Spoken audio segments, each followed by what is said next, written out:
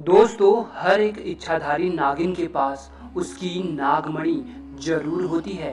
कहते हैं जब स्वाति नक्षत्र की पहली बारिश होती है तो उसकी पहली बूंद कोबरा सांप के मुंह में अगर चली जाए तो वह सांप अपने मुंह से नागमणि उत्पन्न करता है।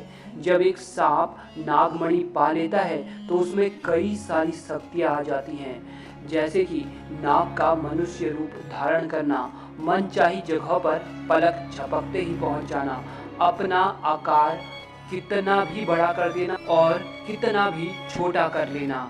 ये सभी शक्तियाँ उसके पास आ जाती हैं। कहते हैं नागमणि की रोशनी बहुत ही ज़्यादा तेज होती है कि इसका प्रकाश कई किलोमीटर दूर से भी देखा जा सकता है। परंतु दोस्तों, एक इच्छाधारी नागिन अपने नागमणि को हमेशा लोगों की नज़रों से छुपा कर रखती है, परंतु जब भी कोई उसकी नागमणि उससे छीन ले तो नागिन का गुस्सा सातवें आसमान में होता है। ऐसी ही एक सच्ची घटना आज हम आपको बताने वाले हैं, जो कि बिहार के दरभंगा के एक ऐसे गांव में घटी, जो कि जंगल के बिल्कुल करीब बसा हुआ है। इसी गांव में सौरभ और गोपाल नाम के दो व्यक्ति रहते थे। दोनों की काफ़ी अच्छी दोस्ती थी और दिन के समय दोनों अपने बकरियों को चराने के लिए जंगल साथ जाया करते थे। उसी जंगल में एक इच्छाधारी नागिन अपने नाग के साथ रहती थी और अपने नागमणि की रखवाली करती थी। एक बार गोपाल की एक बकरी घने जंगलों के अंदर चली गई तो गोपाल ने सौरभ से कहा कि तुम आज मेरी बाकी बकरियों को अपने बकरियों के साथ घर ले जाओ। मैं तो अपनी उस बकरी को ढूंढ के ले आता हूँ जो शायद जंगल में थोड़ा अंदर चली गई है। उधर नागिन भी अपना भेष बदल कर तथा मनुष्य रूप धारण कर नाग को नागमणि की रक्षा के लिए छोड़ गांव में भ्रमण को निकल गई। जब गोपाल अपनी बकरियों को ढूंढता हुआ उस जगह पहुंचा जहां एक पेड़ के नीचे बने बिल से तेज रोशनी आ रही थी, उसे लगा कि कोई कीमती हीरा या फिर आभूषण उसके नीचे हो सकता है। तो उसने उस पेड़ की ही एक टहनी को तोड़ा और एक बड़ा सा डंडा बना लिया और उस बिल को जोर जोर से मारकर तोड़ने लगा।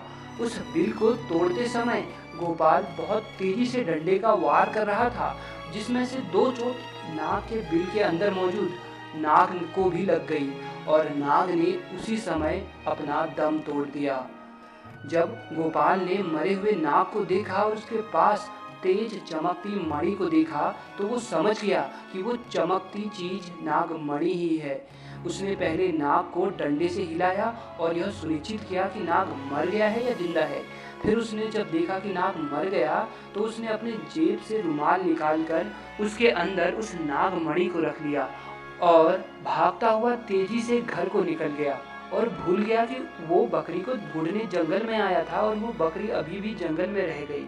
इधर जब नागिन वापस अपने बिल की तरफ लौटी तो जैसे ही उसने नागमणि गायब पाई और अपने नाग को मरा हुआ देखा तो वह गुस्से में आग बबूला हो गई। उसने अपनी शक्ति से नाग की आंख में देखा और जान लिया कि ये हरकत किसकी है। गोपाल ने बहुत बड़ी गलती कर दी थी कि उसने नाग के शरीर को वैसे ही उस जंगल में छोड़ दिया था। अगर वह नाग के शरीर को उसी समय जला देता तो शायद नागिन को गोपाल के बारे में पता ही नहीं चलता।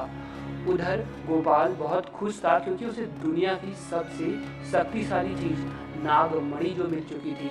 गोपाल जब घर पहुंचा तो सबसे पहले उसने